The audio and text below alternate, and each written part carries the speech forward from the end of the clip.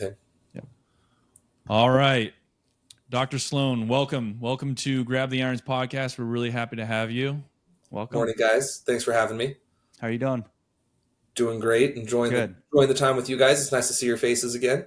Yeah, thanks for coming. Appreciate it. Got all my makeup done for this. He looks beautiful. Oh my gosh, he's so. Save it for later, Chris. Tip your stylist. Yeah. So, Dr. Sloane, we have you on here because you are an ER doctor over in Kaiser South, correct? Correct. Yeah. So you've got a pretty extensive history within EMS, and you've worked with us. You are a consultant for us at our department and some other departments as well, and are very well versed in the fire service and kind of what we deal with from day-to-day basis. And we just want to kind of pick your brain on some stuff. And I think the first thing we kind of talked about is this cancer screening and like what we deal with, because obviously everyone knows that first responders, especially firefighters, were exposed to a bunch of things, and that's an ongoing thing. For the longest time, it was 5 years was the expected life expectancy of after retirement for firefighters. I think it's gone to like 8 or 10 now. So it's gone up a little bit in the last 10 years. Yeah. And it's getting better, but it's still not great. Yeah, I want to live longer than 8 years after retirement. Yeah, I want to get full PERS. I want to milk that. We're gonna get retired till 57 now too. Oh my God! So 3% at 50, 2.7 at 57. So it's a demanding job. We're exposed to a lot, not just the environmental toxins, the stuff that we deal with when we're going to a structure fire, wildland, whatever. Even households, right? Like there's all kinds of stuff we're exposed to every day, and then the mental trauma, all that stuff, and we'll get into that. But let's first start with this cancer screening. Yeah, no, I'm glad you guys brought it up. It's actually something I've been spending a lot of time looking at. One of the chiefs at one of the departments I work for actually reached out to me and asked me to recommend a company to do cancer screening for the members. And it took me kind of down a deep dive because initially my gut instinct is hell yeah, of course. Mm-hmm. Why would we not do this? Why haven't we been doing this already? How did I not know this existed? Yeah. And there's a couple different companies that do this, and they're doing great work. They're doing amazing things. They are finding cancers. There's a couple of problems with it, though, at least that couple of things that make me a little reluctant to endorse it. There's two kind of major ways that we're doing cancer screening right now, and I guess I'll call it three. Full body scans, which is like a total body MRI, and we can talk about some of the details. There's blood tests, which are fairly cutting edge over the last couple of years, just kind of coming into their own as a validated ways of detecting cancer early. And then essentially a full body physical exam, where a service comes to the firehouse, you do a stress test, they do an ultrasound over lots of different parts of your body, your normal screening labs, a really good physical exam, at least in theory, and try to pick some stuff up. And so each of these different modalities have their own pluses and minuses. And I think together, all of them might be fairly useful, but there's a lot of Swiss cheese currently in these models, and that there's a lot of holes where things can fall through, and a lot of either false sense of security or false positives. The whole body scans, very interesting, getting a ton of attention. I mean, you've got people like Kim Kardashian going online being like, oh, I get my whole body MRI, so great. Right. They're paying thousands of dollars for this study that gives a false sense of security, number one. And number two, potentially creates a lot of harm. So a full body scan to be practical, has to be done at pretty low resolution. So you're picking up stuff that's fairly late, right? Like if you're not going to spend 12 hours sitting still in an MRI, you're not getting the kind of quality to pick up on small stuff. So you can pick up on big stuff, which is great, right? Like I would very much like to know if I've got a massive lung cancer I don't know about. That's hugely beneficial. Oh, absolutely. Right. So you're saying with that, it's only basically picking up something that's in the late stages. It's not going to pick up you early because you'd have to spend so long in the MRI. Is that potentially? Potentially, right? Different cancers behave differently, right? Yeah. You're not going to see a really good, small early colon cancer, but you might. But so you're saying it's just not as preventative as we think it could be. Correct. I think it gives a false sense of security that you can get this full body scan and be like, oh yeah, I'm good. I'm going to live another 50 cancer free. Yeah, Right. because I've been looking into that for our department, and I found probably the same two companies that you're talking about, and Mhm. yeah, I was like, oh, cool, the full body scan. We'll get everybody scanned, and Right. we'll find it if somebody has it. But Not every time. yes, Right. false sense of security. I fully agree. Then And then the thing that makes me even more worried, and I'm fine with false sense of security because we're missing cancers already. So if we catch a few more but still miss some, That's always that's that's better already than a nothing. positive. Yeah. yeah, Right. better nothing. But then the downside comes in. What happens when we find something that's not cancer? And I can tell you in the ER, I order dozens of CT scans and MRIs and things like that, every shift. And all of them come back with what we call an incidentaloma, right? An incidental finding of something of unclear significance. Okay. When we're scanning firefighters doing a whole body scan, how many incidental things we're going to find? It's going to be a ton, Yeah. right? Right. And then what are we going to do with that? Are we going to say, okay, so you have this little nodule on your liver? Maybe it's just a normal little liver cyst. Maybe it's hemangioma. Maybe it's cancer. Now we're going to pull you offline to do an invasive biopsy.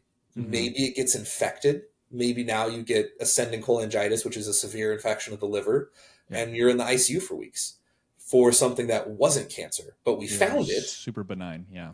Right. So we found it, so we have to do something. We can't just ignore it, right? We want to know what that is. Abandonment, huh? Yeah. So yeah, it's kind of a paradox, right? It's like, here we are, we want to prevent something and we want to save you, but in turn we could be doing more harm than good on some of these things.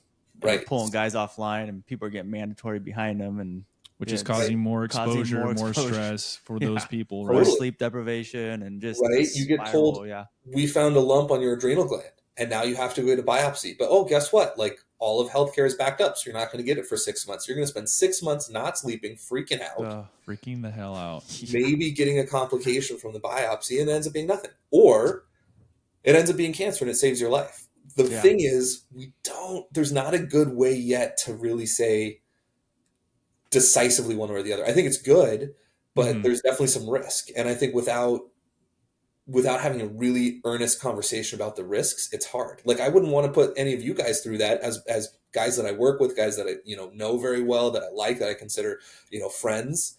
I wouldn't want to do that. That would be a really mean thing to do. But I also don't want you guys to get cancer. So it's a rough catch-22. Okay, so there's that with the whole body scan, which is very popular for sure. I've heard of the whole body scan. There's companies popping up now that, I mean, there's even DEXA scans that some companies do for like body fat stuff. Like there's these new whole body scan things. It's a huge explosion in that kind of realm for sure. Right. And I'm glad that you touched on that, because a lot of people just think that I'm good, that this is such like a foolproof deal because people tout it so much. People are trying to make money. So having this conversation is huge, letting people know like, hey, there are some massive risks to this. It's not 100%, the science is not settled yet on this. But if those and blood tests together, now does that increase? Well, that's where I was going to go, because that's the next thing you talked about, blood testing. Yeah. Maybe. I don't think we have enough data to say. I'm hopeful that we'll find a way to combine a certain amount of performance out of both. And the blood tests are super interesting. The big blood test, and I can never pronounce it right. It starts with a G, Gallerati. Either Galileo? way. Galileo. No. Sailor? Painters? Right? Yeah. But it's a really interesting test, and they look for what's called methylated DNA. And they've had a ton of success. And it's really good at picking out early signs of some cancers. And it's not as good with other ones. Right. And then some of them, it gives you an inconclusive. So you get the blood test and it shows inconclusive. So then now what's our next step, right? We say inconclusive for pancreatic cancer. Well, do we go get a CT scan or a full body scan? Then we're kind of back at that first step, right? Well, what if it does show a little cyst? Are we going to biopsy that cyst? Are we going to do all this stuff for indeterminate? That's a fairly invasive procedure. Or are we going to say, like, let's watch it and then we're missing it? It's hard. And the indeterminates are the ones that give me anxiety because I don't know what to do with that. That sounds like medicine in general, right? I mean, our bodies are so dynamic and there's so many different things. There's a lot of false negatives. There's just, the body is so adaptive in so many different things. So, right, a cyst could be as benign as possible, and then the other day, and then it could change, right? It could right, with the methylation, right, and it could be that one extra toxin or burden on the system, like the detox pathways just can't sustain it anymore, and that turns on that cyst, right? So Right. we don't know. It could be a ticking time bomb, and for us to test, that's the best we can kind of do at this point, right? Yep. And then Better do we nothing. keep doing that? So just like you said, right? We find a cyst on somebody's pancreas. They have an indeterminate blood test for pancreatic cancer. We find a cyst on their pancreas. We even biopsy it, and it works. The biopsy comes back benign, but the cyst is still there. Just like you said, just because it's benign this year doesn't mean it's benign next year. So do Right. we keep biopsying it every single year? Right. It's hard, and I think there's a ton of potential to take some of these blood tests and really look at them long term and say, like, okay, when this is indeterminate, this is your next step. When this is positive, this is your next step. If this is negative, here's when we repeat it. But since it's so new, that information's not there. So we're using it as a decisive way to screen for cancer, but it's still very new. It's still very, early. And having this conversation, people could be listening in and being like, "This is doom and gloom. Is like anything going to help me be prevented from cancer? Right? Is there anything?" But the silver lining of this is what you're talking about is that it is new and it's getting better every year. Yeah. So Exactly. people have lived longer or have found cancer because we're doing these things. It's not a perfect deal, but at least we're making progress to something better. Yeah, because nothing at all is definitely gonna. Right. If you don't find it, and because Right. you're no testing at all, then something bad's gonna happen. So And we're paying attention. That's the biggest Paying thing. We're paying attention. We're Right. getting people early screening. I mean, we're, guys and girls in the fire service aren't ignoring their health anymore because we've gotten so much more attention on cancer screening. So we're moving in the right direction. And I think that, things like full body scans and blood tests will be the gold standard and will be dialed and figured out within a couple of years. I have full faith that they're moving in the right direction. And we always do our physicals every year, right? And I think those are lacking. they're a joke. Tremendously, right? Ones It that we is such like a, all right, yep, your blood pressure's fine, your heart rate, we're gonna do Here's a the little, EKG. here's an EKG, and then Fine. even the blood work, like I don't even think they put on there for CRP, which is such a broad inflammation marker, right? Is easy. That is an easy one to just be like, can we just put this on our panel now so that at least we see something, some type of inflammation if it's there, so we can maybe do potentially a deeper dive. Yeah. Because we're doing what cholesterol and Right. resting glucose or What is your CRP level again? My What's level, that my stand for? CRP level. no. CR What is CRP? Yeah. What is Oh, CRP? C-reactive protein. So Yeah. C-reactive protein, it's That's a right. marker of Okay, inflammation. C-reactive protein. Okay. And there's high sensitivity CRPs, and there's a few other kind of niche biomarkers related to CRP that are coming out. And I think that's a great question. Why aren't we tracking CRP more? Right. And my answer would still be, I don't think we really know what to do with it, right? Yeah. I went on a deep dive on CRP also and looked at it kind of as a early cancer marker. And there were some studies looking at CRP being elevated in patients who would be diagnosed with cancer within the next year. But it was only I think it was about a little bit more than 50% of them. So a lot of people who clearly had cancer, because then they were diagnosed in the next year, right? Very early stages of cancer, had normal CRPs. So let's say we find that it's elevated. The next question is, well, what do we do with that? Do we say it's Right. elevated because you've got generalized inflammation from your lifestyle, from not sleeping, from poor diet, from cancer? What's our next step? Right. And I don't know, everyone hears inflammation as a bad thing. Inflammation is actually, we become inflamed every time that we work out. Like that is something that is a response. It's a hormetic response, right? So like we are going in and we're breaking down tissue, and now because tissue is being broken down, inflammation happens so that it's a signal to the body to go in there and repair it, right? So that we can be stronger. So it's like inflammation is a good thing at an acute level. But once we get to a chronic acute level, then that's where everything can kind of go off the rails.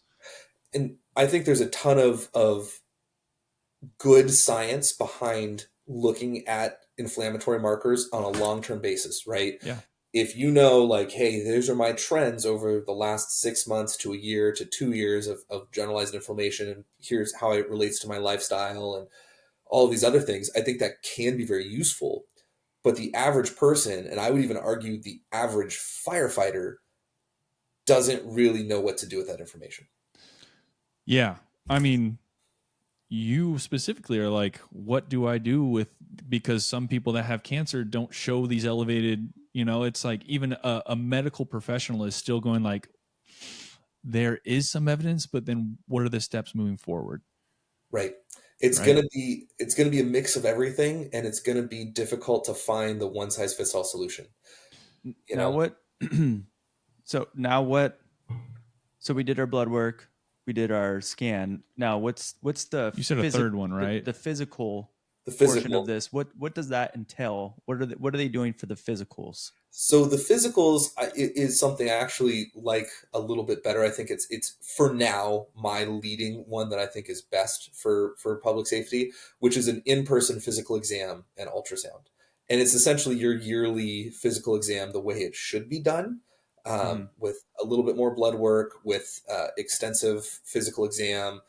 You do a treadmill stress test, and they do an ultrasound. But the problem with the ultrasound is it's not very accurate, can't pick up Hmm. anything in your intestines at all. It also finds a lot of incidental things. But at the very least, you can target it, right? There's companies that will come and essentially ultrasound your whole body. Mm-hmm. Great, cool, but still have the same problems of, how many of these things are we finding that are false positives? Hmm. The benefit would be, at least I think, of finding ways to join that with other things, right? With a blood test, with the person's individual health history, right? I know that your exposure history is really big, and in firefighters in our region with this kind of exposure history, they're most likely to get kidney cell cancer, renal Mm-hmm. cell cancer. We'll use that ultrasound to target specifically. So if we dial it in really well, I think it's very useful. But I think this idea of like ultrasound head to toe is it's very interesting. I think it can have utility, but it's got the same limitations that the other scans do. It's a shotgun approach, right? It's like the Right. same thing where you're just like, so we're just gonna guess at this point. Where what it sounds like you want to go is more a sniper Yeah. approach to it. Like we have more evidence trending this direction, so we want to focus on these areas a lot more. Right, which is hard. That takes a lot of labor, takes a lot of data. It takes a lot of people working together to come up with it. And that's the Yeah. direction we're moving for sure. And us as firefighters need to be better as well.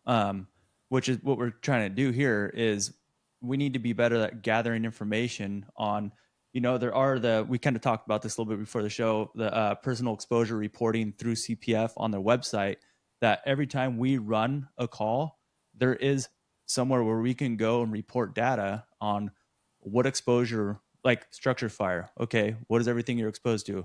You're on a Veg big fire. wildland fire for 2 weeks. What's Mhm. everything you're exposed to? And you Mhm. just start putting that in systematically into this on the CPF website.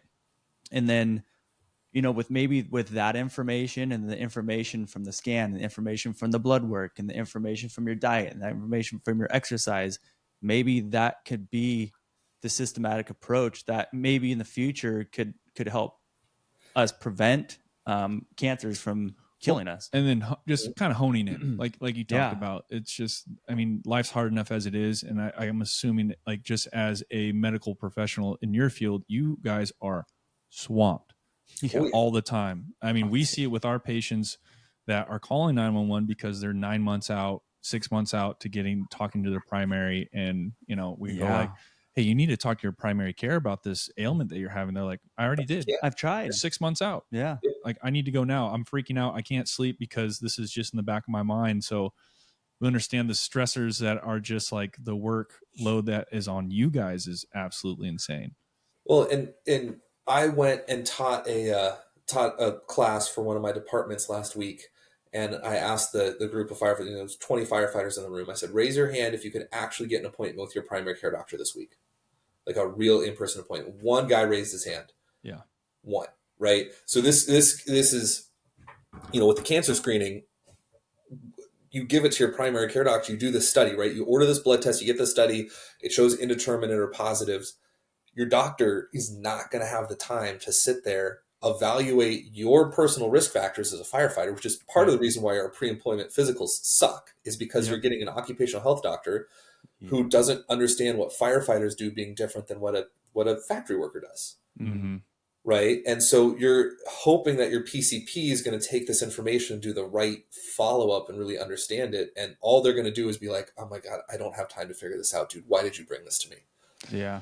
It sounds like somebody should come up with a company that specifically does this. To be honest, like they would probably make a lot of money because fire departments would pay for them to do like maybe this blood work. And we There obviously is, but like you said, I think there's not just they're just the Swiss cheese is what he called it, right? They're kind of lacking in some areas to where, because they just don't have enough data yet, maybe, right? I think, and you know, if you talk to the companies, they'll give you an extremely compelling case. I mean, I talked to a couple of them. Oh yeah, I have was, talked to them. Yeah, I was blown away. I was like, this is Yeah, me amazing. too. Yeah. But then when you sit and think about what has to happen, I think it's more than just the screening.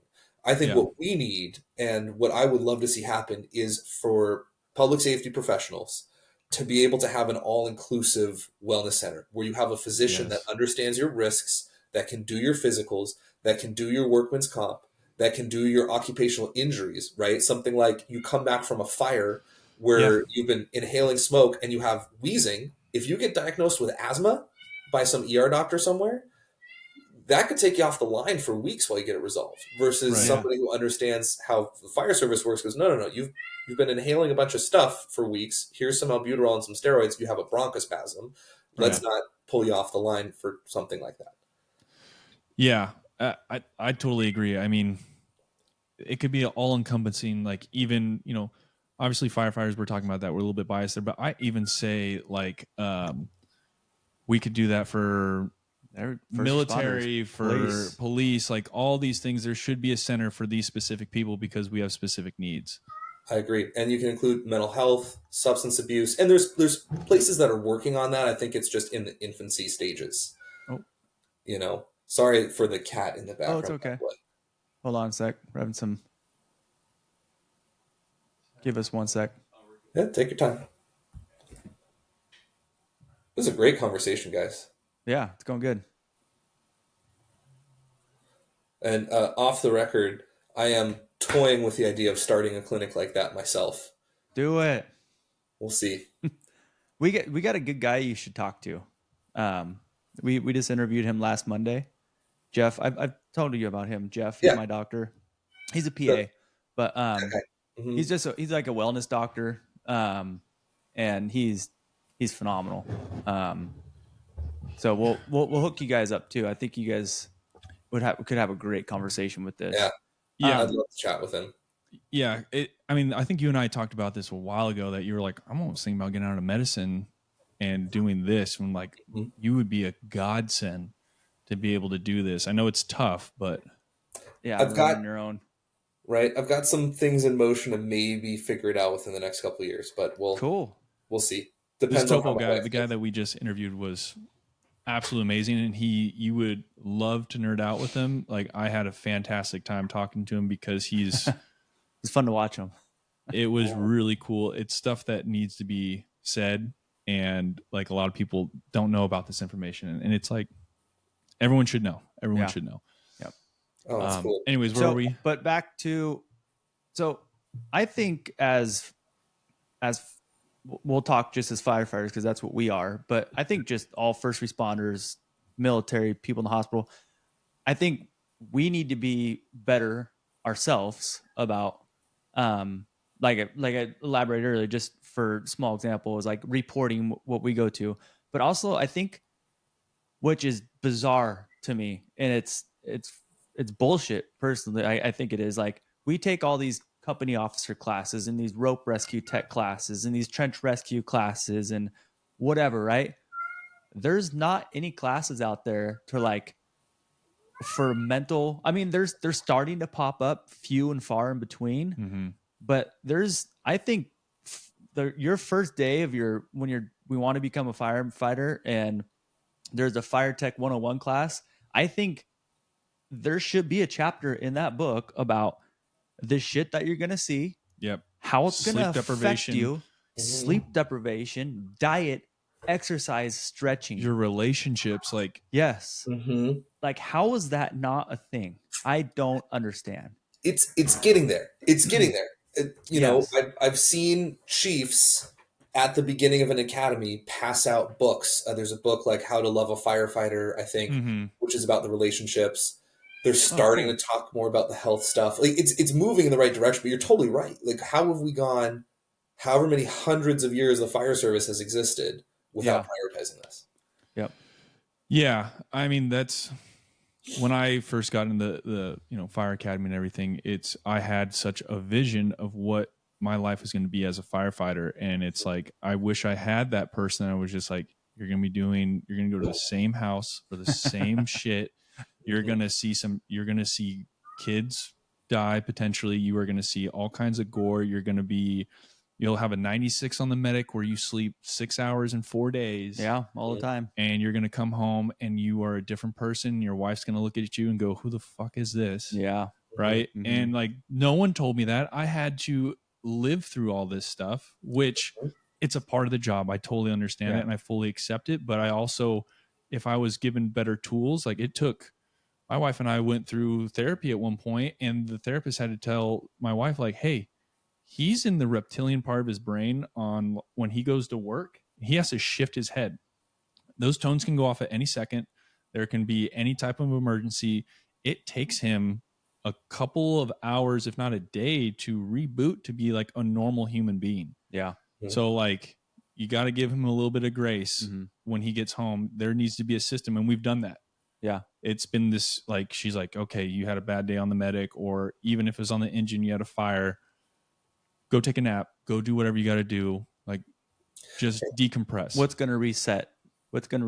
Yes. Yeah. Yeah. And you have to have that honest relationship, right? There's so much of the fire service culture, and I say this as an outsider, right? So please correct me if I'm wrong. So much of the fire service culture that glorifies tradition, that glorifies the tough guy thing, that glorifies that, oh, I don't need any help. Still, right? I see it in recruitment still. Oh, yeah.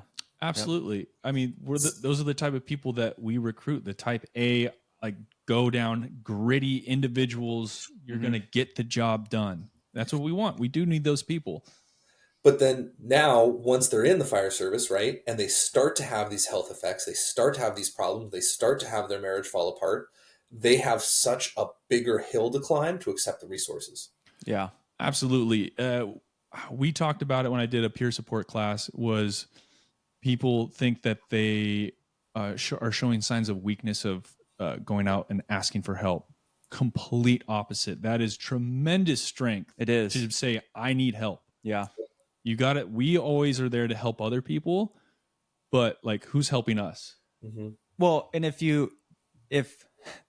there's probably a guy that's retired probably 20 years ago watching us right now, he's probably like, those guys are pussies, you know, listen to them talking about their feelings. We don't talk about our feelings. And like, it's come so far from those old, tough, gritty, like, I don't need breathing apparatuses to go on a structure fire. I'm not a pussy, you know, like that's how they were, you know, like just a tradition. And like, but we've come so far in, you know, technology, innovation, and actually like conversations, right? Yeah, conversations, and then just doctors like you researching us and being like, yeah, you can't go on a structure fire without a breathing apparatus.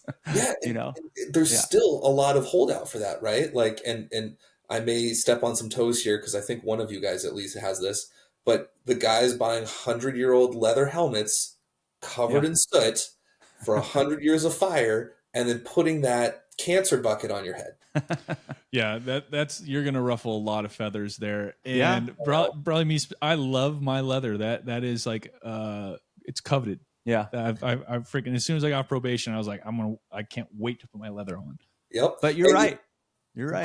But it's a thing, right? Like, and 20 years from now, when we're doing another podcast, you're gonna be like, I can't believe I ever even put a leather on my head after I realized how many carcinogens were in there. Right. Yeah. No, that's definitely, it's, so we talked about the old ways and stuff, and cancer doesn't care how tough and badass you are, right? Yeah. And then mental health doesn't care how badass you are, because how many people commit suicide each year within the first responder realm? It's not just firefighters. 1% of the suicides are from first responders every single year. Oh, really? 700 last year. It's Yeah. an astronomical number. That's That is crazy. wild. I didn't know it was that high. Yeah. I had I mean, no idea. you're more likely to die of suicide, and correct me if I'm wrong, maybe wrong. This, you're more likely to die of suicide than an occupational accident. Yeah. Yeah. No, Firefighter. I'd have to agree. I haven't looked it up, but that sounds correct. I mean, I feel like once a month I'm hearing somebody Yeah. within the fire services taking their life, and that's just the fire service. That's not law enforcement, like Paramedics. the stuff that Yeah. paramedics, nurses, doctors. I like we talked about burnout. It's Yeah, we're gonna get into that. burnout is a real thing in all the realms, right? So Mhm. if you want to speak onto that, like, you're an ER doc and the stuff that you see. Totally. Yeah. I mean, I really call myself a fire service outsider, but I definitely think we have a lot of parallels. The stuff I see in the ER is the continuation of your What we're trauma, doing. right? Like we're Yep. sharing the same trauma in the same crappy Yeah. situations. Yeah. The really difficult patients who show up 4 or 5 times in a week, right? The same ones that are calling you guys. Yep. The people At who 3 are o'clock in the unable to, morning. right? Every time. It's you know, called this 3 o'clock in the afternoon. It'd be better. right, exactly. But Yeah. no, Come they're on, going to call man. 3 o'clock in the Your morning. toe's been hurting for a long time, bud.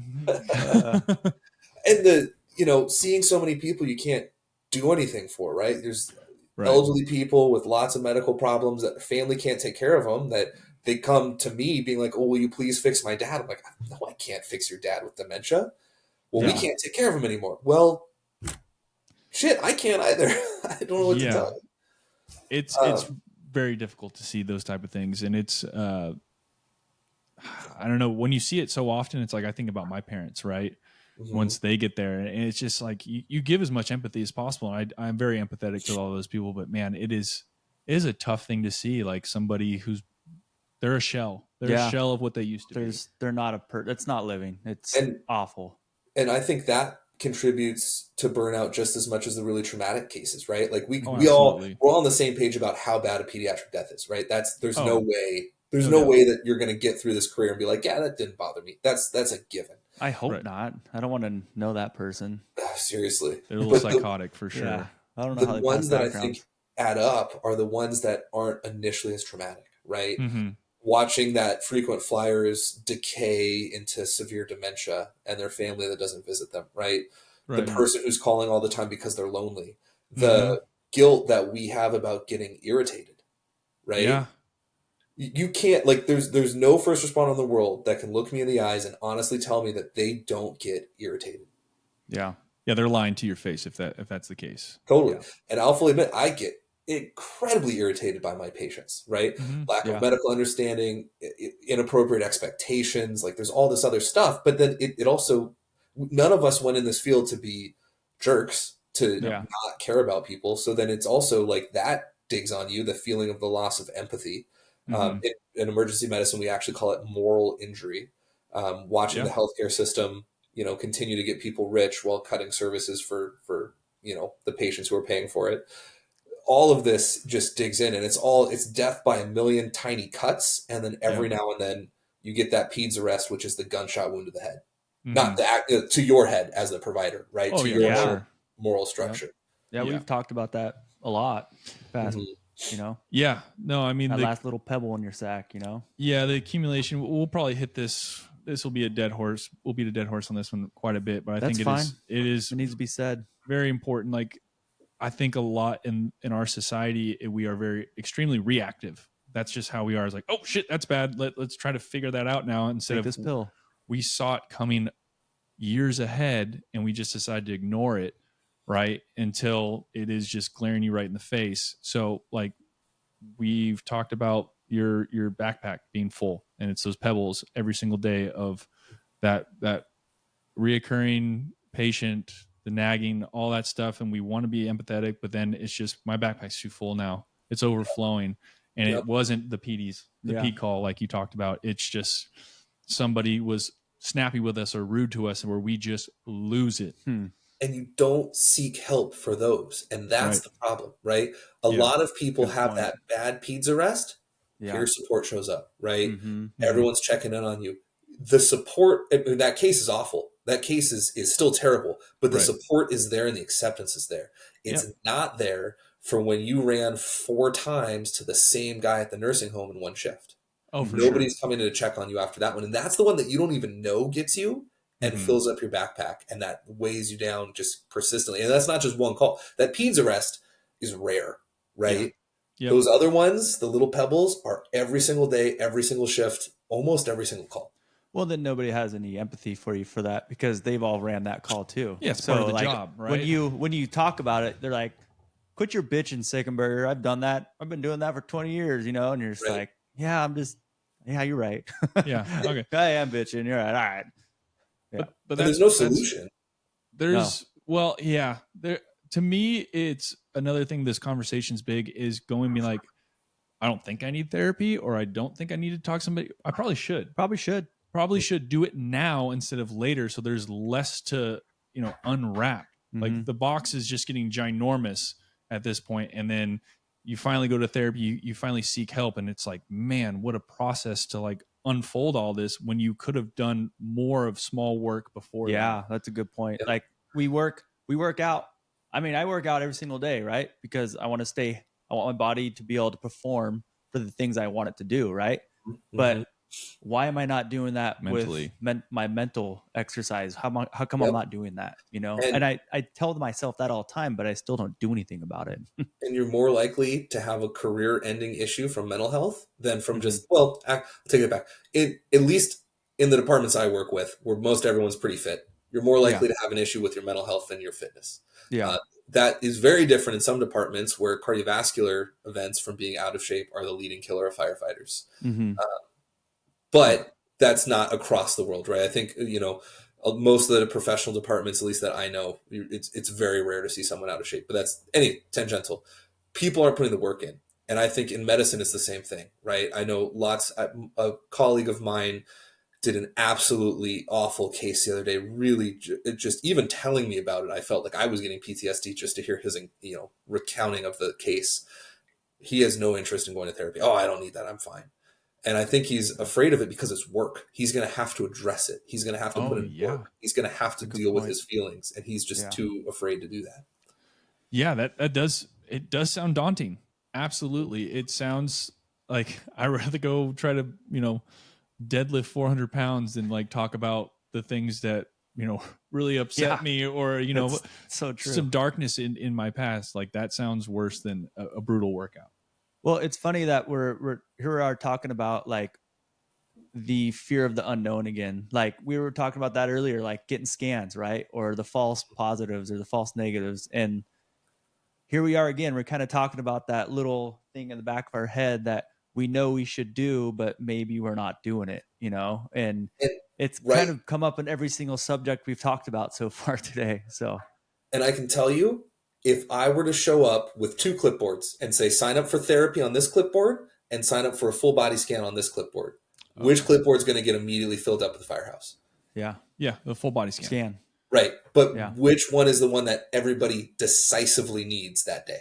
Yeah, absolutely. Therapy. And like, honestly, if you can get therapy done, then maybe the cancer that came from poor mental health, right? Because those are inactions that you're not, the stress, the chronic stress. So we talked about inflammation, right? So just being stressed out all the time, your cortisol levels being what they're at constantly. Like if you were able to mitigate that at a mental level, like how much better physically could you potentially be? Your sleep can get better. Yeah. And there's an overwhelming amount of data about how stuff like stress and sleep deprivation can increase your cancer risk, right? You guys are not just getting cancer from toxin exposure, you're getting it from sleep deprivation. You're getting it from, constantly getting woken up by the tones at, all hours of the night. There's so many different venues at which your risk is coming through. So focusing on the stuff that we're focusing on, right? Like PFAS and turnouts and, not putting them in the crew compartments and all this other stuff. That's just the tip of the iceberg. There's so much that we have to address. So that PFAS is I've been hearing about that a lot. It's it's the wicking, basically moisture barrier in our turnouts, but it's not just in our turnouts, right? I mean, that's in your Omni Cool Columbia shirts too, right? The PFAS. It's like everywhere. Yeah. We could go down, like you could probably name a good half a dozen, plastic compounds that they're finding, in all of our bodies. They're finding it in placentas. Like, it's completely Oh, ingrained in our society. They say really? we eat like a credit card worth of plastic every month or two Oh my month. It's like it's something insane that That's disgusting. I mean we had another podcast with Topo, and it's just our detox pathways are overwhelmed. Mm-hmm. Just not even being a firefighter, just being a human being, right? Hmm. In this day and age, and then add that on top of what we do. Mm-hmm. Holy crap. Like Yep. it's our bodies are just trying the best they can to eliminate a fraction of the shit that we're, exposed to. Well, and we've become so ingrained in like instant everything, right? Like, you Oh go yeah. to the grocery store and your bananas are shrink wrapped, right? Like, It's exaggerating here, but everything is plastic. yeah. Everything's convenience. Yeah. Mm-hmm. Well, let's speak to like first responders, right? So everything we use is single use plastic and like all that stuff. And that's, Mhm. I can only imagine like every time that I take off my gloves, like the amount of waste we are creating with each call is Yeah. astronomical. Crazy. Right? Or you get the decompression needle that's in a full kit of like 8 other plastic things that you Yeah. just need the needle, I Yeah, just need I this know. little thing. Yeah. right? And then Yeah. everything gets tossed. It's Medicine is so incredibly wasteful, and who knows, right? I don't think we know how using those single-use plastics, ripping those things open, having them around us all the time. I don't think we know how that affects us yet. Hopefully No, not terribly, but there's that risk too. it's definitely another unknown. So we'll circle back to kind of like the burnout. Like what have you seen in your department in the ER and even in the clinical setting, right? So like doctors, nurses, everything. Like, have you seen more of a burnout in the last couple of years, and what do you think is contributing to that? Dramatic increase in burnout. I mean, it's wild. Like, I'll tell you guys, I'm extremely burned out. And I think one of the only things that keeps me going is the work I do with the fire service, because it gives me a lot of purpose and makes me feel a lot more excited about what I do. Cool. But, I used to love my job. I dread going to work now. It's a bummer. And I can Mm. speak, I think, for the entirety of my field. Almost everyone is burnt out. Everyone is pissed off. Everyone is unhappy. And it's so multifactorial. I can't even say the one thing. I can't just blame it on Mm-hmm. COVID. I can't Right. just blame it on corporations making it hard to practice medicine. I can't just blame it on nursing shortages. There's so many factors, and it seems like everything's just piling up. And there's not there's not an end in sight, right? There's no great, you know, green check mark at the end of the road that's going to fix all of this. Our healthcare Yes. system is completely broken. Mm-hmm. Whether or not you want to say that it's because of for-profit healthcare or for overutilization or whatever, however you're Right. going to argue it, it's just not working. Um, but there's nothing on the horizon that's going to make it better. You can't say that AI is going to make it better. You can't say that better technology is going to make it better. It's just broken. Yeah. So that, with, I think, people's expectations of instant gratification as well as, instant everything, right? Like we were talking about with plastic, everything's single use, everything's immediately available, ready to go. You go to the ER because I had literally a lady come in, wanted a full body scan because she saw a video on TikTok of somebody who had brain cancer. And she showed me that video. She says, "So I want a full body scan." And it was like a Friday night at 2:00 in the morning. I'm like, That's ridiculous. Oh, what? TikTok.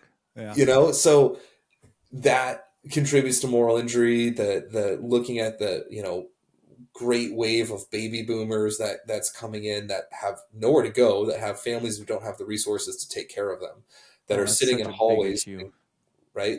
And it's a huge problem for you guys too, because now you're on wall time holding this Yeah. person whose family can't take care of them, has nowhere to Yep. go. You're sitting on the wall getting exhausted and more sleep deprived and getting more inflammation in your body Yeah. uh, because our society just can't take care of people. It's Mhm. it's absolutely wild. Well, I think in this time in history, because it's not just a United States issue. I mean, more people have talked about the inverse. So we had a pyramid, right, of young people in the workforce, Mhm. right, compared to geriatric population retirees, right? So it used to be this way, right? So you had a ginormous workforce, and then you had an older population, right? Right. That is completely inverted now, and it's getting worse. So you look at different countries. There was a whole TED Talk podcast, whatever, about how there's countries that they're in a population decline because people aren't having as many kids. And then on top of that, they have this huge population that does nothing to contribute to the economy or the workforce. And we're getting there. We're seeing it. And that is like when you talk about the baby boomers, and there's no way everyone's living longer, right? Everyone's living longer, which is a great it's thing. expensive to have kids now, you know, like, can we afford that? There's a lot of outside factors on that. So many variables that go into that. And it's just us in the healthcare professional trying to stay afloat because of where we're at right now. Totally. It's a really interesting paradigm. You know, we've got all this amazing medical technology that's making people live longer, but they're living longer with not necessarily good, Quality. meaningful Just a lives. shell. It's right. It's just a And body.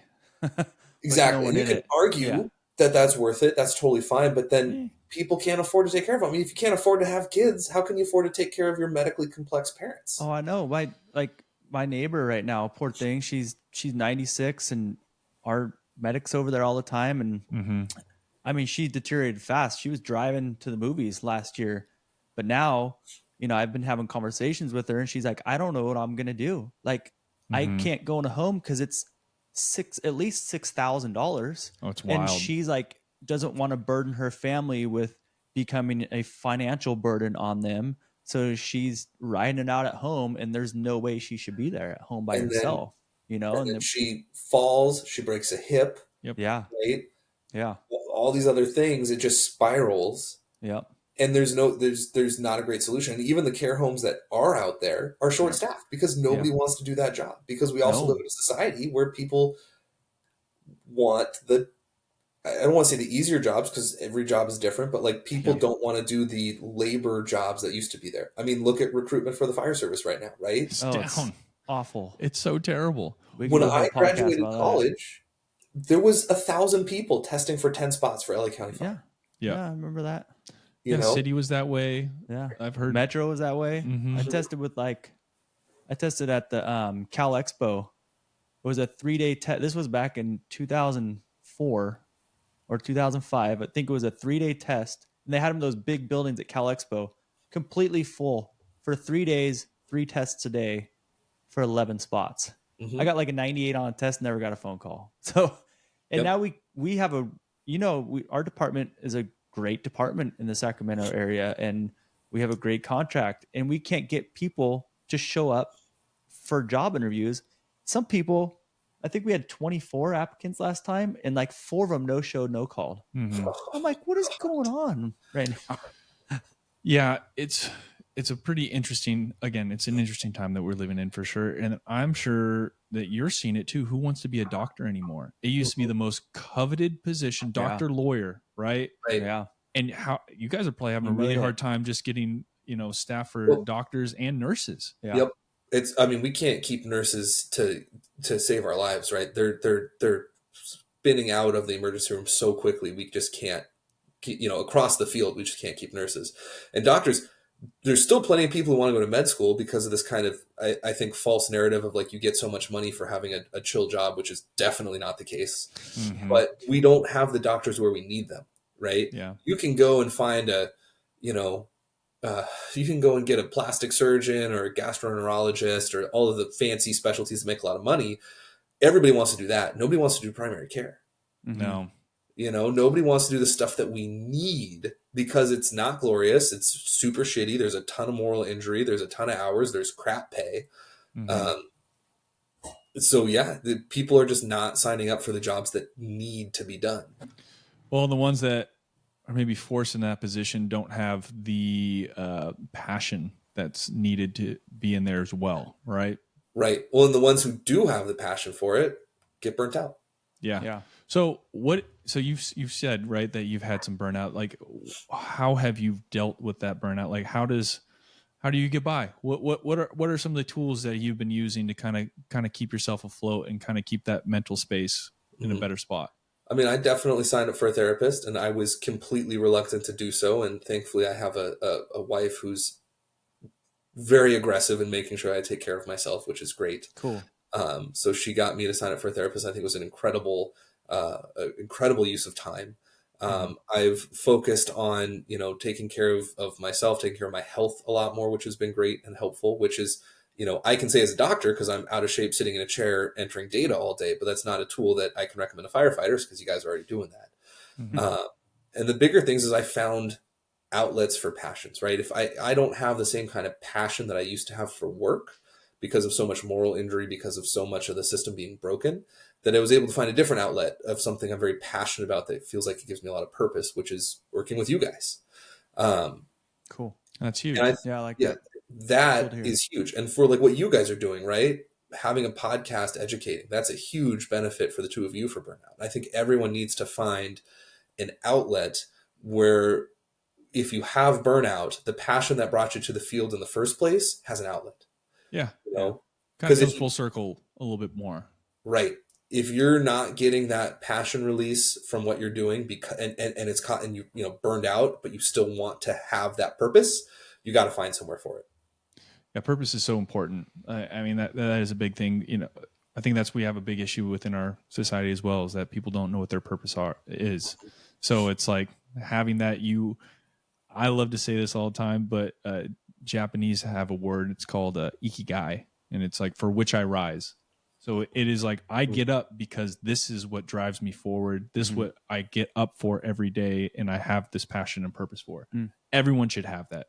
Yep. Because if not, you're blind. You don't have any direction. Well, I think it would be really cool too to like. So I've been in the fire service for 17 years now, and like when I first got in, I think it would be really cool to be able to like sit down with myself 17 years ago and being like, and just be able to find that excited kid, that's just getting in the fire service and like, what are his aspirations and his goals, and like, because you lose that, you lose that through whatever it is, union negotiations and whatever, like losing out money here, or like running these shitty calls, or not getting the engine, that just all these small little microclimate knocks you down a little bit, and then you start to get a little bit more bitter, right? It'd be really cool to be able to sit down with that kid again and like talk to him, and that's why you have to have the outlet, right? Find that passion that you had and put it somewhere. I remember the day I got the phone call that I got accepted into medical school. I literally ran straight out the door in my underpants, basically, because I had worked night shift. I was still sleeping, ran straight out the door screaming in happiness. Yeah. It was just the most amazing thing in the whole world. Yep. And now, that kid, God, like 15, 20 years ago now, would punch me in the face to be like, oh my God, you know how hard you worked for this and you're complaining about it? Right. Yeah. No, it's good to have that check. It's good we're having that conversation right now, just to think about like, our humble beginnings, and try not to stray too far from that. Like we got in here for a reason, and there are glimpses of what really brings us back to why we did this job in the first place, for sure. You got to hold on to those little glimpses too, like, because that can get you through. But it does mess you up, and that we need to have these conversations, So totally. Yeah. Right. And working for an organization that not only allows you to kind of pursue a passion, but helps you with dealing with, all of the burnout, all of the moral injury, which I think is a great word for this, that comes with it. Yep. That's the way to get through this, right? You can't tackle any of this as a solo firefighter. You can't tackle any of it as a solo doctor. You have to have systems in place that are more than just yourself to help you build that community, and for you to help other people build their own, pathways. Well, we're a team. I mean, that's one thing. You've probably seen it. You come to the firehouse and we are a family. We're a team, and like any call that goes on can't happen with one person. And we got to remember that you don't have that one boulder on your back. Like, you have multiple people around you to help carry that. Yeah. Don't forget that there's so many people there that are willing to help you, want to help you. Yeah. Right. And that's why this podcast is so valuable, right? Because breaking down the walls to have those conversations with your team. Yeah. Is the first step for all of this. Yeah. No, I'm glad we talked about this. But we'll move forward a little bit we were talking about sleep a little bit more, right? And that is a huge issue no matter what, if you're ER doc, if you are a nurse, if you are law enforcement, we're shift workers. Shift workers always have issues with sleep. Always. And I know that you've got a little bit of passion, a little bit of knowledge that goes into what we deal with lack of sleep. So if you want to touch on that and kind of the big things that we deal with. Totally. So I really got passionate about this when I joined the Task Force 7, the FEMA Task Force in Sacramento, Mm-hmm. and started really talking to the other guys on the team and started talking about deployment and getting prepared for it. The sleep deprivation component of being a firefighter is a major deal, right? You work a 96-hour shift on the medic, you sleep 6 hours over 4 days. Like that's bad. Yeah. But then couple that with, let's say you get deployed to a wildfire for 3 weeks, right? Or an earthquake for a month. Mm-hmm. Now you're compounding that 4-day shift into a month, right? Yeah. Of severe sleep deprivation. And there's an overwhelming amount of evidence of how bad it is for you. It causes increased depression. It causes decreased functioning, right? Your ability to do your job drops. Like we've seen it. It's measurable. The injury rate increases dramatically. But what are we going to do, right? If you're deployed on a massive campaign wildfire, you can't be like, I need a day to go sleep in this hotel for a while. Like, give me 12 hours. Like, fire's coming into town. Like, you got to go. There's not an option, right? Mm-hmm. There's an earthquake with people trapped. You can't be like, moving. I'm tapping out. You have no option. And so I started looking at this to be like, okay, well, what's the gold standard for sleep deprivation for deployed disaster workers? And I found a lot of stuff saying, okay, well, better sleep hygiene. Well, yeah, but how are you going to do that in a tent? You know, if you're like dealing with Surfside in a Sleep tent trailer. next to a collapsed building with machinery going on, like, Yeah. right? And if you're on the medic all night running calls, you're not sleeping. The big thing is like, oh, sleep deprivation, no screens before bed. Well, you just finished writing your charts. Of course. Yeah. What are you going to do? Got to write that tag. Right. And there's a lot of companies and a lot of people offering sleep training, and there's some kind of really cool cutting edge mental health stuff. And I say mental health just because I don't have a better word for it, but there's some like therapy techniques and guided meditation, all this other stuff that has a lot of promise, but doesn't work for everybody. So I really couldn't find a gold standard for how to deal with sleep deprivation because I don't think it's there. But we know what the problem is, right? We know it causes cancer definitively, right? We know it causes decreased work performance. We know it causes depression. Most completed suicides occur after midnight, right? So people who are chronically not sleeping, have severe insomnia, more depressed when they're not sleeping, more likely to commit suicide at that time.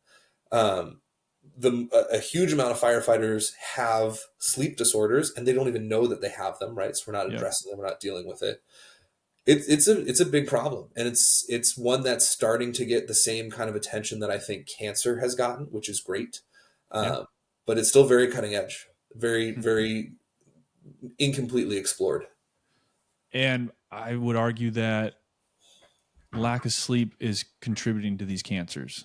I mean, your sleep is the foundation, is the bedrock of most of everything that goes on in your body, right? You know, all the neurotransmitters that get recycled, and like your brain's basically washing all the things. You're creating new memories, you're stabilizing hormones, all the neurotransmitters, like I said before, that comes from a good solid night of sleep. There are REM, 4 different phases of sleep. You have REM, you've got deep sleep, you've got all these things that are massively important. And if it's getting broken up every night, right? And then that's the thing. What do we do? A lot of first responders, well, I drink.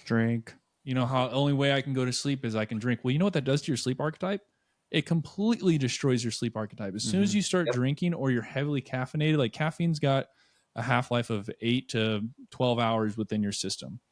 Or nicotine, you know, it's like it's rampant within our you know, the fire service is nicotine, right? That's another stimulant that goes in there. So the fact that we have this occupational issue and it bleeds into our daily life as well. I mean, we do have the time at home to build that sleep hygiene like you talked about. That's the one time where we can kind of control the variables a little bit better.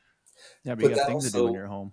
Right, but that's hard to do because you've been away from your family for days. The last thing you want to do is go home and retreat away from them again to sleep.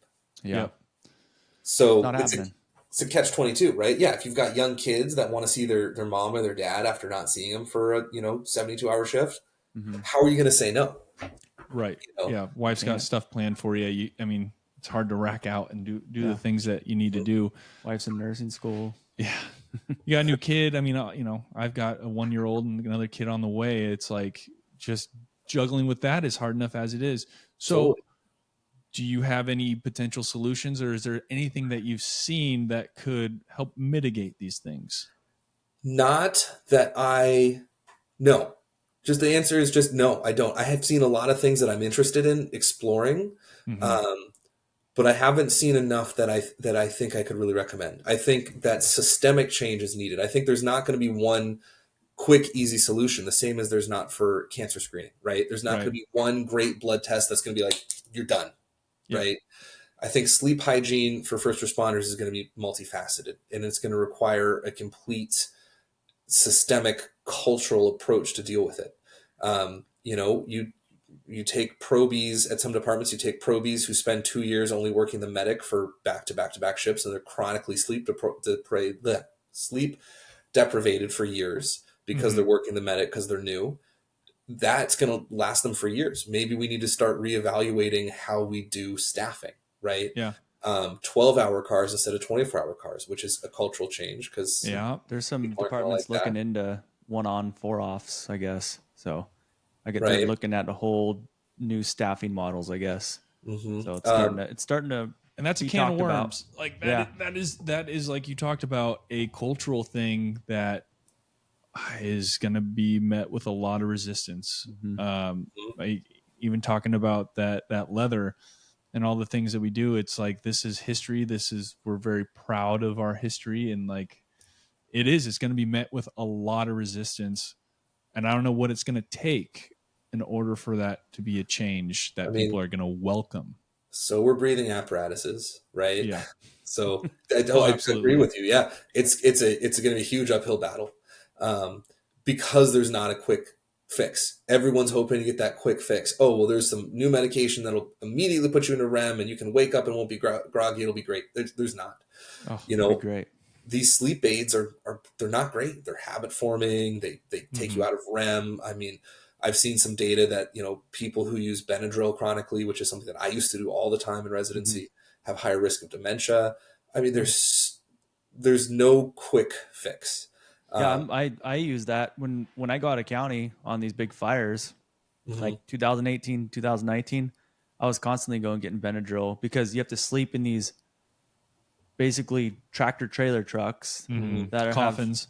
beds in them, and everybody's farting and snoring in there, and right. like there's Everyone has no their CPAP. you're not sleeping in there. So you need so is using a sleep aid better than not sleeping at all? I don't Right. know. What's the Right. trade-off there? Yeah. There is a trade-off, and I think it's going to be situationally and individual dependent. I can tell you that I plan on taking sleep aids when I deploy with FEMA, and I plan on bringing enough for the team. Mm-hmm. Um, I have not yet decided what I think is going to be the best one, because you have to also weigh your circumstances, right? If you're getting deployed for a hurricane in an evacuated city with a ton of empty warehouses, um, you've got a lot less of an issue than if you're going to an earthquake and you're sleeping on a tent in the middle of the destruction zone. Yeah. It's totally different, right? If you're on a wildland fire, um, that's a very different circumstance. So it's hard to say, right? I would say that occasional use of a sleep aid is probably better than not sleeping. But Yeah. if you're using it all the time for a prolonged amount of time, I don't know. I don't have a good answer to that. I use a sleep aid regularly. I Yeah. think it's probably not beneficial. So yeah, we talked to Topo about like melatonin, right? So it's just like melatonin can be a sleep aid, and that the science is not out for that either. Like, it could be a good thing. Some people think it's amazing. Some people will say it's Right. supernatural doses and it's not good for you, and then it can have a negative feedback loop that's going on. There's I mean, also like the binaural beats. I think there is some science that's coming out that potentially could be in our favor, right? So like there's these different softwares that can put you in a different state to maybe wind you down quicker Mm-hmm. mhm, than just like some normal, like for me every night I take a hot shower, I do sleepy time tea, and I read a book. And I tell you, like, my sleep latency is great because I've created that really good At home. At home, yeah, at Mhm. home, right? So my it's very planned, it's very methodical, and I typically get pretty damn good sleep at home. Yeah. But you can't do that when you're out there deployed. Like my sleep, when we're doing 24s out on the line, are you kidding me? We're crammed Or you're into spiked out. yeah, you're spiked out. Yeah. Like there's 4 guys in a tiny little type 3. Like you're getting crap sleeping. You're not supposed to be sleeping anyways because you're on 24s. And you go and lay outside and then just inhale smoke all night because you don't want to sleep in the type 3 anymore. Caldor fire. I woke up. I slept out with my turnout jacket on. I woke up covered in ash. Oh yeah, I was breathing ash all night, and that was I don't know. I did like that 4 or 5 times in that 2-week span. Like, and we can preach sleep hygiene or binaural beats or magnesium and all these other things, and it's the problem is these things are all great in theory. They're all great when they're studied at your house when it's your routine. Oh, for sure.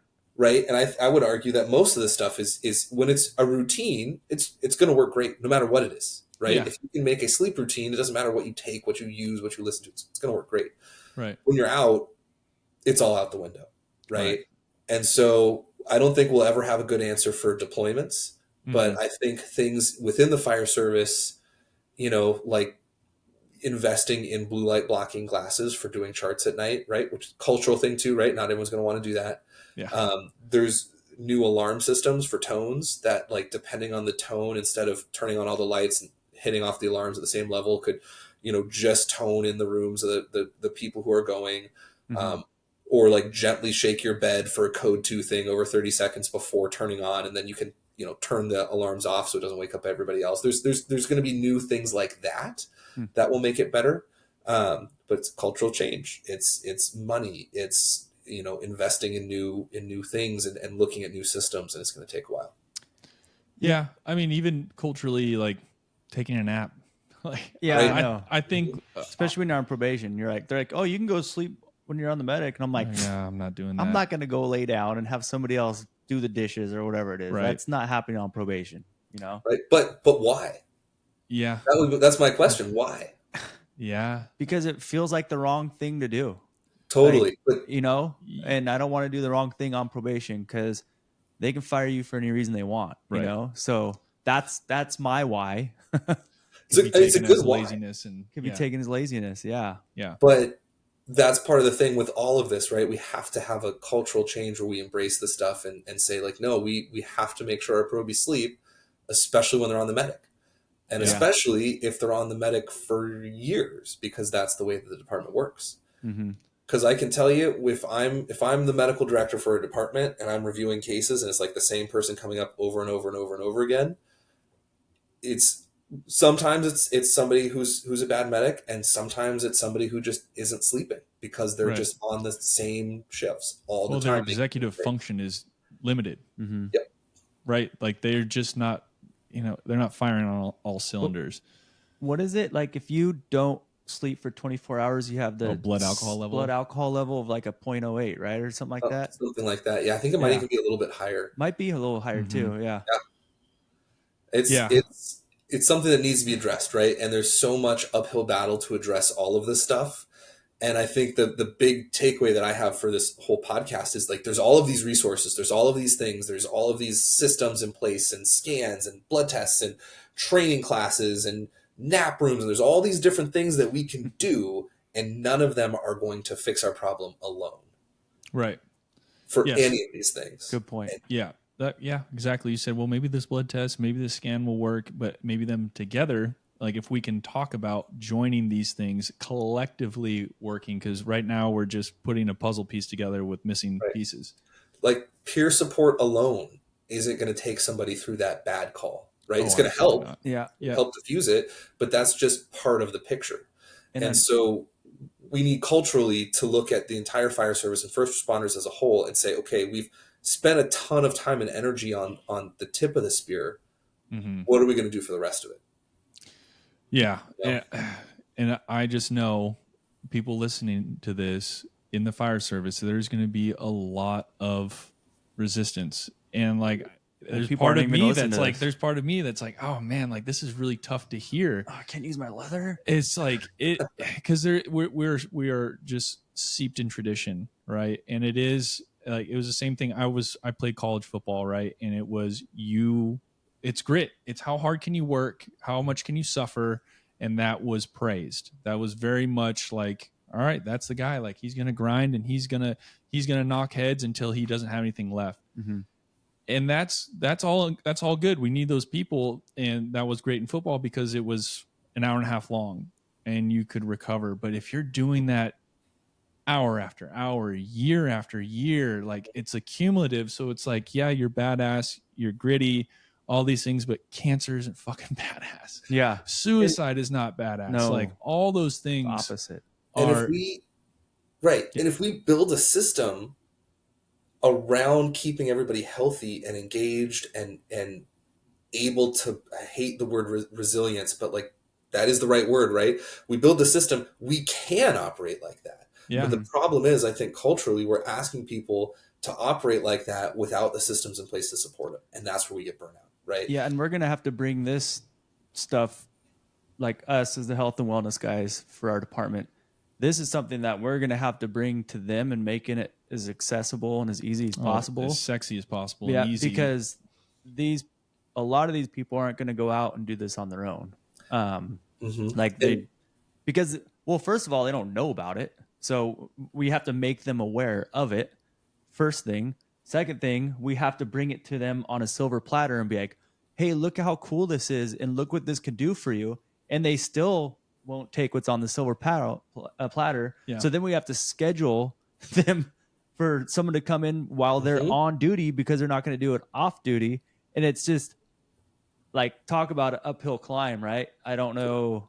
Totally. And how do we do that? I think it's war of attrition. I think we wear them down. Yeah. I think that's most of it. Yep. It's like, yeah. Yeah, you're right. There's definitely something to be said, though, about department administration having so much stuff on their plate at any given time that it's hard. Oh, for sure. And I agree with you guys, right? We need to take this stuff in, and we do need to put it on silver platter. We need to make it easy and accessible, not only for leadership, but for the line members. Mm-hmm. But the demands on leadership, I can tell you, sitting in my chair now, and like from my perspective, they are getting beat down. You know, it might not be that 3 o'clock in the morning medical aid for like the fifth call in 12 hours or whatever, but they're getting beat down just as much. I worry a lot about the guys I work with in leadership and their well-being, because it's a brutal job. And so it's a balancing act, right? Because if you push too hard, makes their lives worse. And that's, they need help too. Yeah. And they don't get praise for it. All they do is get half the people complaining about what they're doing. Oh, just bitch at all them. the time. How could you make that decision? And like, then when they make the hell, you're not thinking about us. Different decision, these people are going to start bitching about that. Right. It's just, it doesn't matter. There's 50% of the people are going to complain. And it's wildly challenging job. I think being a chief is one of the most challenging jobs in the fire service, truly. For stress, for all of those reasons. They're 5 days a week and they're always in the office, and then sometimes they're even 6-7 days. Like, we've got a chief that I'll see on the weekends that shows up and like, what are you doing here? Like, our chief's always I'll get he's never phone off calls, duty. Text messages from chiefs. I talked to one at 10:30 at night the other night. Like, it is not uncommon. Like, these guys and girls are working their tails off, and it is they don't get the benefit of kind of the traditional fire service. I'm going to use the word glory here, which is a terrible word, but they're not pulling people out burning buildings and stuff, and they're not they're not making signs. the field save. They're not doing those things. They're not getting the signs made for them on wildland fires. Totally. Thank you, firefighters. They're just getting the angry emails and the phone calls from the hospitals, or from angry patients who there was a misunderstanding for, and then they have to dig all that out. It's a rough job. Fact finding. Job. Well, and then they're so mentally exhausted that you see that they don't put in the work for exercise or nutrition as well. Like, I've seen multiple people go into those positions. The old chief body. Like, that's the thing. You were a line guy, and at least there was time where you could go to the gym. But now it's just like there's all these deadlines, there's all these emails, there's all those things, and by the time you get off work, you go, I don't want to I don't want to lift a weight. I No. don't want to go run. I don't, it's like I want to eat the easy thing.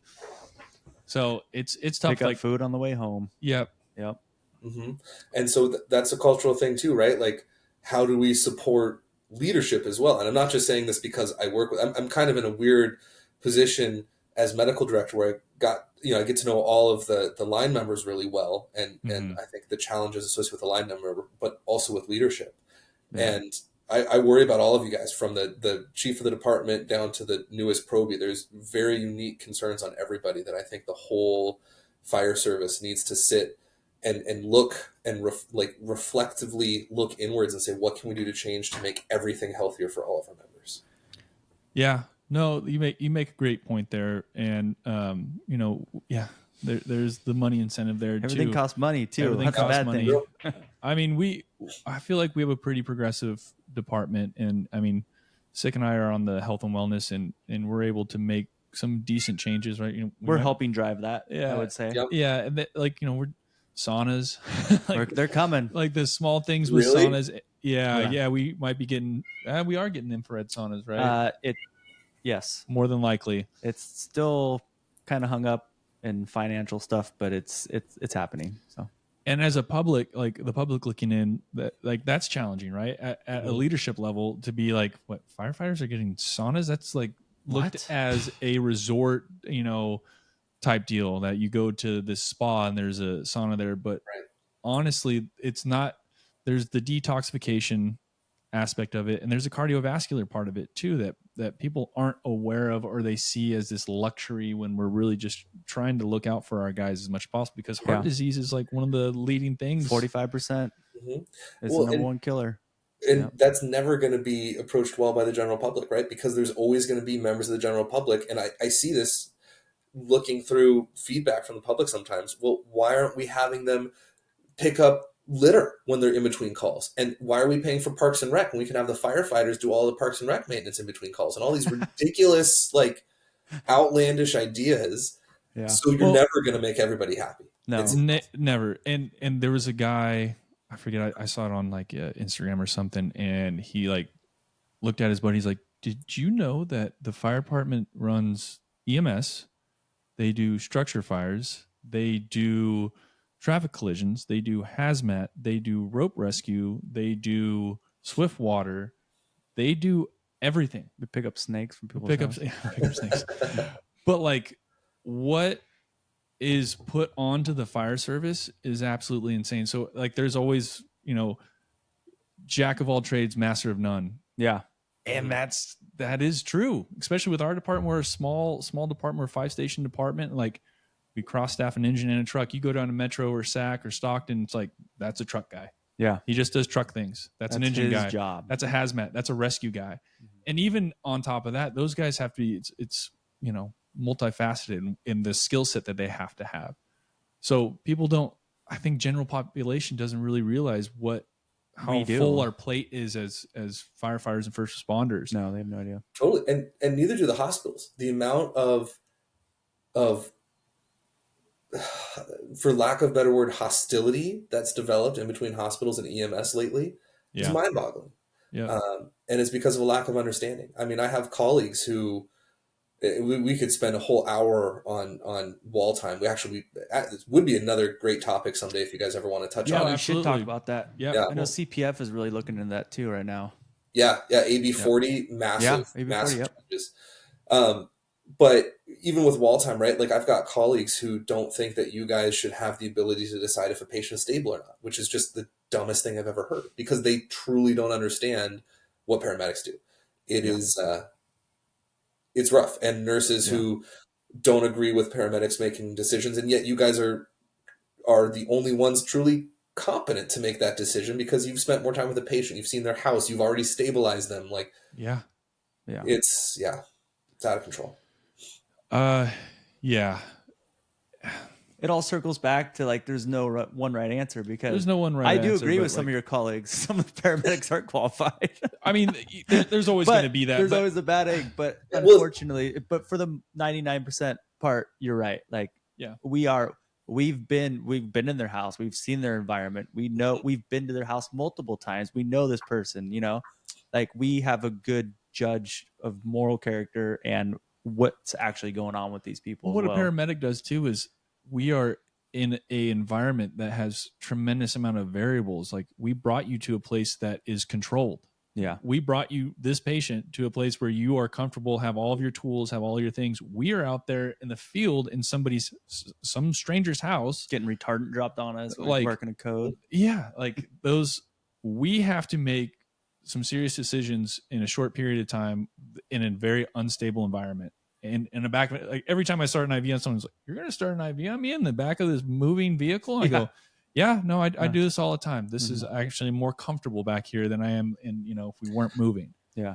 And the amount of, I think, QI stuff that comes across every medical director's desks from every hospital that they have the luxury of Monday morning quarterbacking. Oh, for sure. Oh, it's wild, right? Like you make the best decision that you can with the limited information in front of you in in 3 minutes. Yeah. Stuff is wrong. You make mistakes. That's anticipated. In fact, if you weren't making a single mistake as a paramedic doing a 911 response, I would be worried that you're just not even looking, right? Not doing anything. Right. But that lack of understanding of I could not call for base hospital because it was just me by myself and my EMT partner on a 2-person engine out in Amador County somewhere. Like, yeah, there's no service. I was in that too. I was out in the middle of nowhere. Like there's multiple times I've been super deep and I'm like, maybe I should fly this person. Yeah. Right. But it's like, I can't even get, like, radio traffic is pretty bad out here. Or they're pretty stable when you go and they're dead when you get there, and now you're just one person in the back of the ambulance trying to work this code. You're like, I'm not, they'll figure it out when I get there because I have no time to call. Yeah, I mean, at the hospital, we have the luxury. When I run a code, I've got probably, 2 of my partners in the room with me. I've got an RT. I've got like 700 nurses, depending on how interesting the code is. Yep. Yeah, it's a very different circumstance. We have ultrasound. We have all these things, and we still Monday morning quarterback EMS. Yeah. Yeah. But it needs to be done. It does. I mean, the QI for sure. needs to be they keep done. the quality that's there. Quality control is there like. for a reason. But just saying, from 2 paramedics, thank you for realizing the things that we have to go through. And I'm sure other people are probably nodding their head like, thanks. At least we're getting some type of recognition of like what the hell we're doing out there. And a lot of people don't know. Mm-hmm. Well, I appreciate it. Yeah, I really think that the vast majority of my job is telling the Monday morning quarterbackers when they come to me with concerns that they can kick rocks. Very nicely, of course. Yes, very nicely. But, reviewing a sheet with and all be due like, I would have done respect. the exact same thing that these paramedics did because it's 3:00 in the morning in a hoarder's house. They're doing CPR. Yep. They missed the trivial nuanced thing that led to a diagnosis 2 days later. Okay, great. The hospital found it. Good job. Congratulations. They stabilized and got him there. Like, come on. Yeah. That's the whole point.